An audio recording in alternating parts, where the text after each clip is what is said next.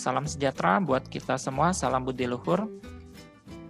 Pada pertemuan kedua mata kuliah perancangan basis data kali ini kita akan membahas ya dasar-dasar perancangan basis data.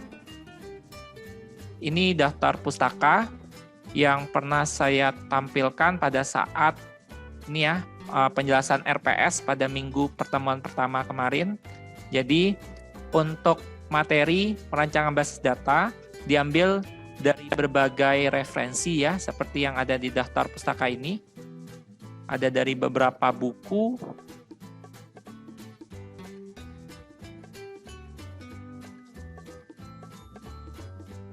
selanjutnya untuk pengertian perancangan basis data atau database ya. Perancangan database adalah proses pembuatan atau develop struktur database sesuai dengan data yang dibutuhkan oleh user. Jadi,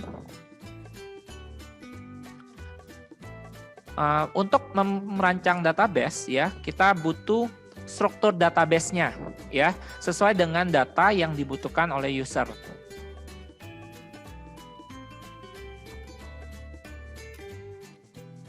Selanjutnya, alasan perancangan basis data. Pertama, sistem basis data telah menjadi bagian dalam sistem informasi suatu organisasi. Kedua, kebutuhan menyimpan data dalam jumlah besar semakin mendesak.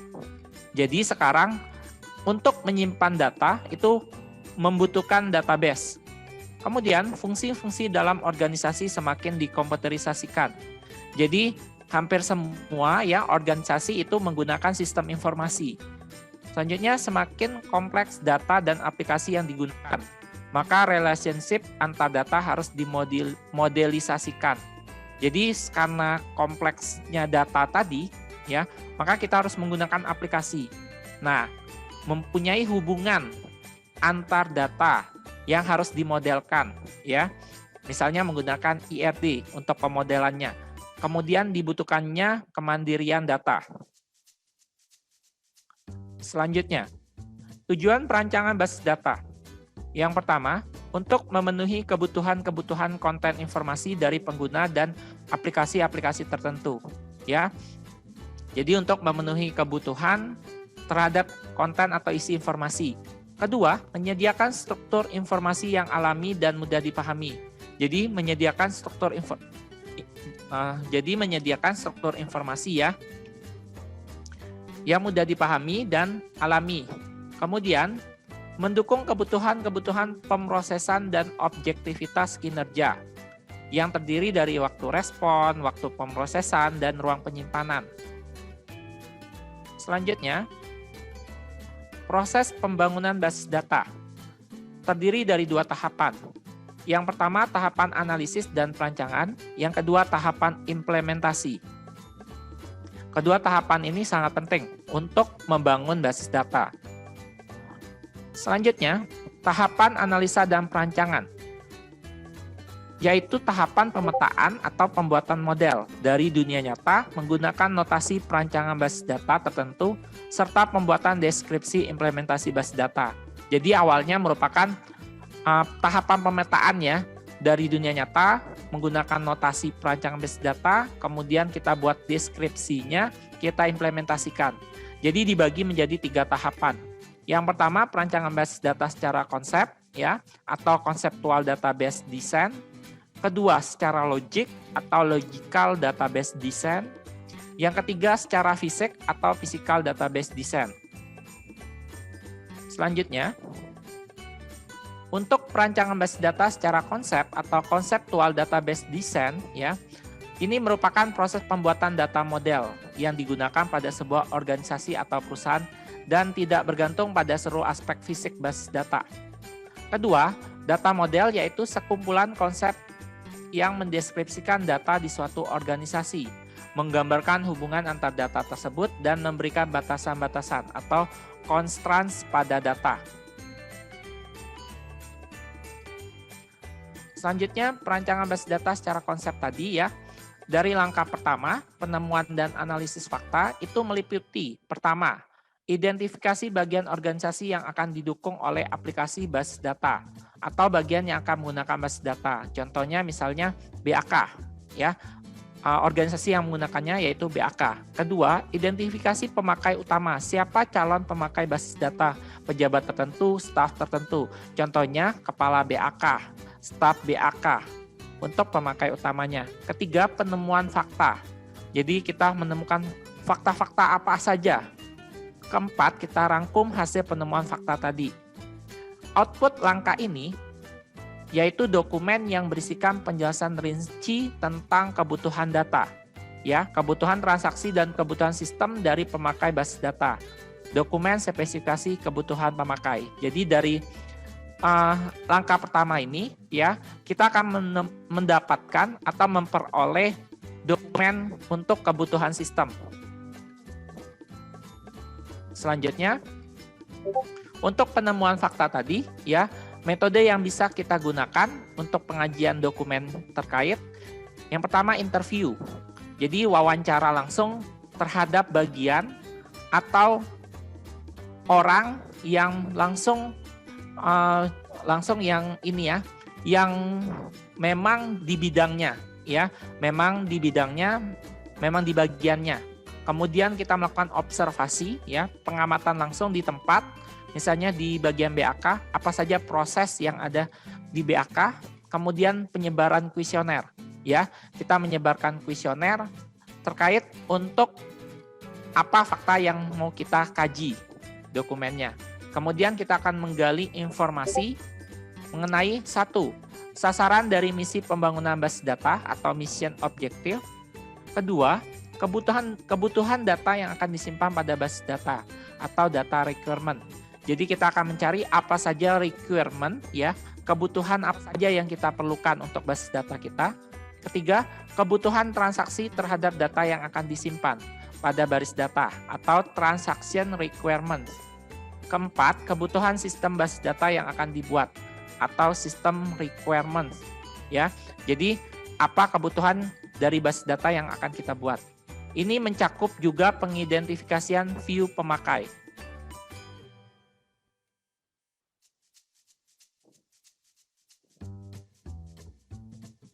Selanjutnya, rangkuman dari hasil penemuan fakta tadi, pendekatan yang bisa kita gunakan. Yang pertama, pendekatan terpusat atau centralized approach, ya. Ini menggabungkan semua view pemakai menjadi satu view pemakai besar dan membangun data model atau IRD terhadap pemakai besar tersebut. Kedua, pendekatan pengintegrasian view atau view integration approach. Ini membangun data model lokal untuk masing-masing view pemakai. Jadi, kemudian kita gabungkan data model lokal menjadi satu data model global setelah melakukan normalisasi tabel. Ketiga, pendekatan gabungan atau hybrid approach. Ini mengelompokkan view-view pemakai menjadi beberapa kelompok. Kemudian digabungkan semua view pemakai kelompok tadi.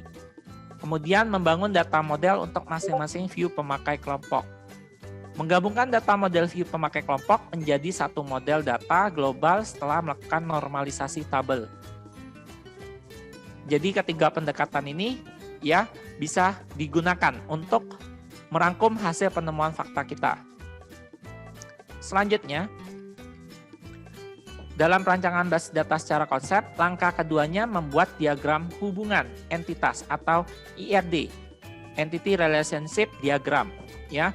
Pembuatan IRD dilakukan berdasarkan dokumen spesifikasi kebutuhan pemakai yang merupakan output dari langkah sebelumnya.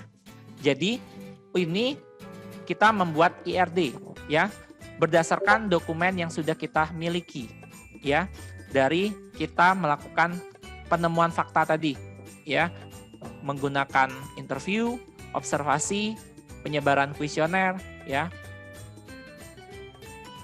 Selanjutnya, kita lanjut ke perancangan basis data secara logiknya, ya.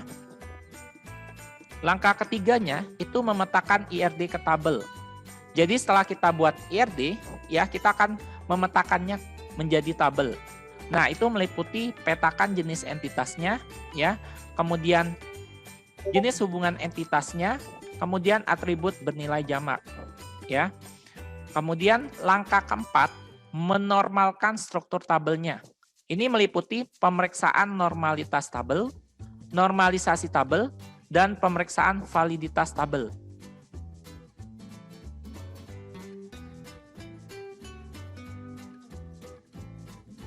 Selanjutnya, untuk perancangan basis data secara fisik, ya, langkah kelima, membuat definisi skema basis data, meliputi pengodaan dan kompresi tabel, memilih DBMS, ya, database management sistemnya, kemudian mendefinisikan tabel dasar, menangani data turunannya. Selanjutnya, langkah keenam, kita merancang organisasi file dan indeksnya, meliputi menganalisa transaksi pemakai, menentukan organisasi file, menentukan indeks, membuat dokumentasi dan DDL indeks.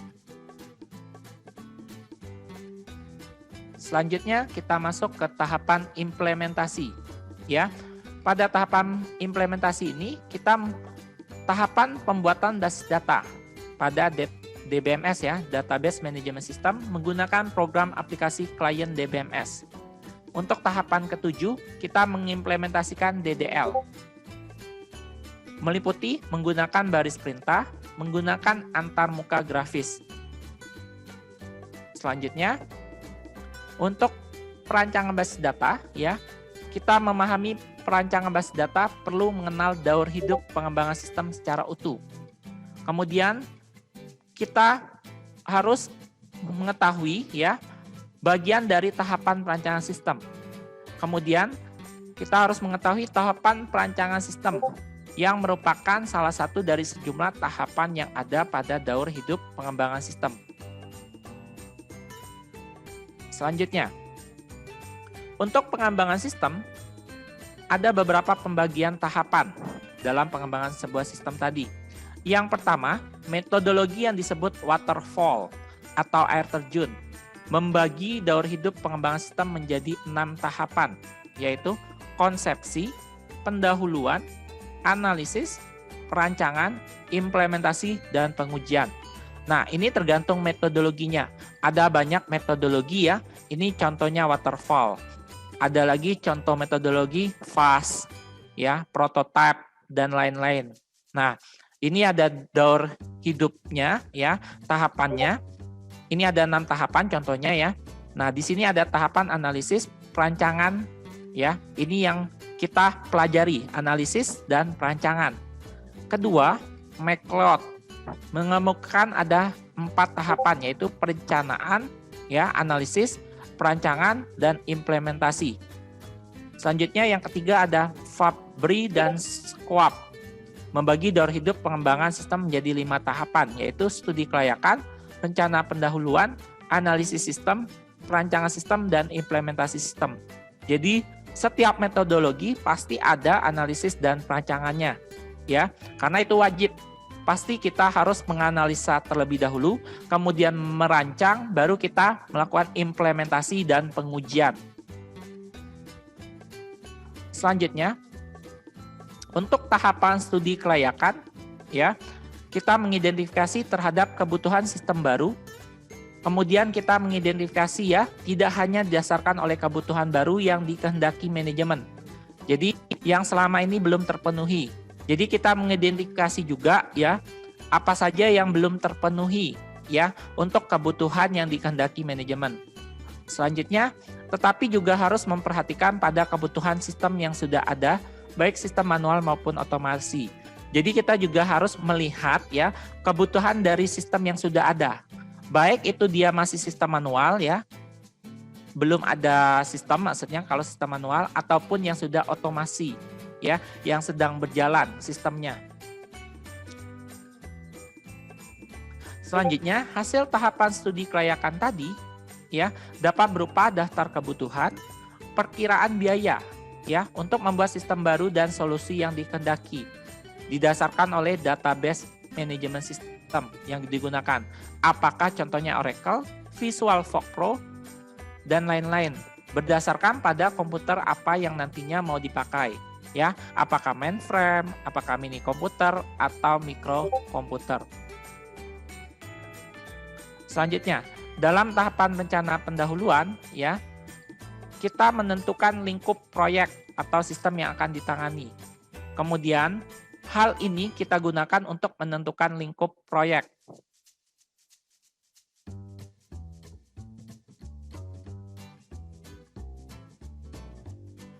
Pada tahapan analisa sistem, ya, pada langkah ini kita melakukan analisa data yang dibutuhkan. Kemudian, dapat dilakukan secara langsung, ya, yaitu kita mendatangi langsung tempat atau objek yang dijadikan sistem implementasi. Jadi kita langsung observasi, ya, kita langsung datang, kita amati, ya, apa yang proses yang ada di lapangan, ya, atau di tempatnya, ya. Kemudian kita kita observasi tadi, ya, untuk kita implementasikan. Nah, selanjutnya kita melakukan proses analisa, ya, untuk kita lakukan dengan melalui wawancara, ya, dengan mencari data pada objek tujuan sehingga validasi data tercapai. Jadi selain kita observasi, ya, kita amati langsung, kita lakukan wawancara juga, ya, untuk memvalidasi data yang sudah kita observasi. Jadi data-data yang valid baru siap kita implementasikan ke dalam sistem database. Jadi kita lakukan observasi atau pengamatan terlebih dahulu, kemudian kita wawancara, ya, untuk memvalidasi data tersebut, baru kita implementasikan data tersebut ke dalam sistem database. Selanjutnya, tahapan perancangan sistem.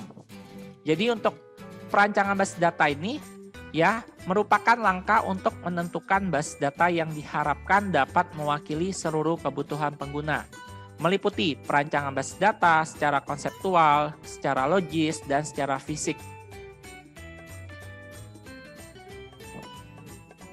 Selanjutnya, pada tahapan implementasi, ya, jadi setelah perancangannya secara logika dan secara fisik lengkap, maka sistem basis data kita implementasikan. Perintah-perintah dalam DDL dan SDL, ya, Storage Definition Language, dari Database Management System yang dipilih dapat dikompilasi. Jadi dihimpun dan digunakan untuk membuat skema basis data dan file-file basis data atau yang kosong. Kemudian, jika data harus dirubah dari sistem komputer sebelumnya, perubahan-perubahan yang rutin mungkin diperlukan untuk format ulang datanya, yang kemudian dimasukkan ke database yang baru. Spesifikasi secara konseptual diuji dan dihubungkan dengan kode program dengan perintah-perintah dari embedded DML yang telah ditulis dan diuji. Setelah transaksi-transaksi telah siap dan data telah dimasukkan ke dalam basis data, maka tahap perancangan dan implementasi telah selesai. Maka pengoperasian sistem basis data dimulai. Jadi kita akan setelah perancangan secara logika dan secara fisik, ya, kita menggunakan perintah-perintah DDL dan SDL, ya.